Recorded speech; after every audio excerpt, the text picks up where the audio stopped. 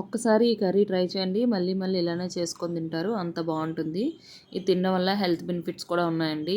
Iron, vitamin B12 కూడా ఎక్కువ ఉంటుంది. డస్ట్ అలర్జీ ఉన్న వాళ్ళు కూడా ఒకసారి ఇలా ట్రై చేయండి. టేస్ట్ అయితే చాలా బావుంటుంది.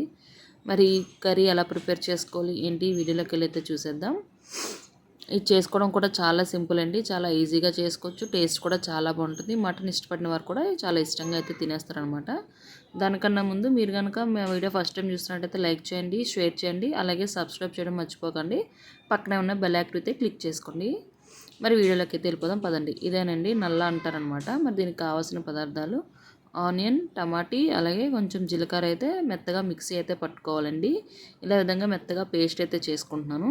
ఇప్పుడు స్టవ్ అయితే ఆన్ చేసుకొని కళాయి అయితే పెట్టుకోవాలి. ఇందులో కొంచెం ఆయిల్ అయితే వేసుకుంటున్నాను. నాన్ వెజ్ కర్రీస్కి కొంచెం ఆయిల్ ఎక్కువే పడుతుందనమాట.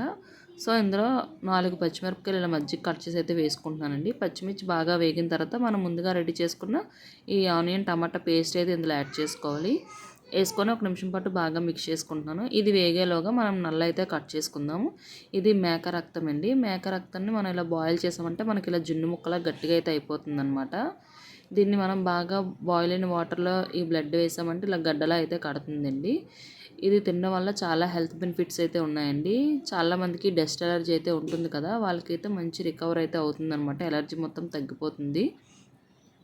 ఇక్కడ మనకి పేస్ట్ అయితే రెడీ అయిపోయింది కదా, ఇలాగ మనం కట్ చేసుకున్న ముక్కలు కూడా ఒకసారి క్లీన్ చేసుకొని మనం ముందుగా రెడీ చేసుకున్న మసాలా పేస్ట్లు అయితే వేసి 5 నిమిషాల పాటు వేయించుకోవాలి.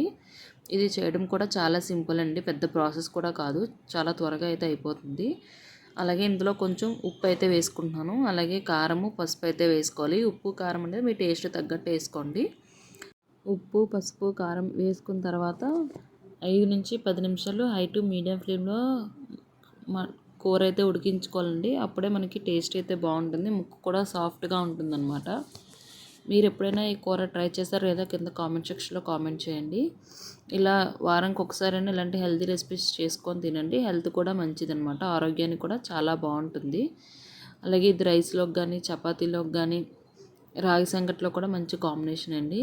ఇలా విధంగా ఉప్పు, పసుపు మొత్తం వేసిన తర్వాత ముక్క బాగా వేగిన తర్వాత ఇందులోనే కొంచెం అల్లం వెల్లుల్లి పేస్ట్ అయితే యాడ్ చేస్తున్నాను. అల్లం వెల్లుల్లి పేస్ట్ కూడా ఫ్రెష్గా అయితే యాడ్ చేసుకోవాలి. అప్పుడే మనకి కూర టేస్ట్ అనేది బాగుంటుంది. ఇక్కడ 3 స్పూన్ల వరకు అల్లం వెల్లుల్లి పేస్ట్ అయితే వేసుకుంటున్నానండి. వేసుకొని దీన్ని కూడా బాగా వేగినంత వరకు మగ్గించుకోవాలన్నమాట. ఈ అల్లం వెల్లుల్లి పేస్ట్ పచ్చివాసన అంతా పోవాలి. పోయిన తర్వాత 5 నిమిషాల తర్వాత ఇందులో వాటర్ అయితే వేస్తున్నాను.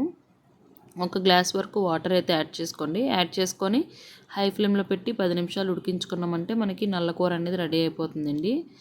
టేస్ట్ అయితే చాలా బాగుంటుంది. మీరు కూడా ట్రై చేసి ఎలా కుదిరిందో కామెంట్ సెక్షన్లో కామెంట్ చేయడం మర్చిపోకండి. మరి ఈ వీడియో ఎలా అనిపించింది? వీడియో నచ్చితే ఒక చిన్న లైక్ ఇచ్చేసేయండి. అలాగే కామెంట్ కూడా చేయండి. మన ఛానల్ని ఇప్పటివరకు సబ్స్క్రైబ్ చేసుకోకపోతే సబ్స్క్రైబ్ చేసుకోండి. మీరు ఇచ్చే లైక్, షేర్, కామెంట్ వల్ల మా వీడియోస్ అనేవి ఇంకొంతమందికి అయితే రికమెండ్ అయితే అవుతాయండి. అలాగే ఇలాంటి సింపుల్ అండ్ టేస్టీ రెసిపీస్ కోసం మా ఛానల్ని సపోర్ట్ చేస్తూ ఉండండి. Thanks for watching. Bye bye. See you in next video.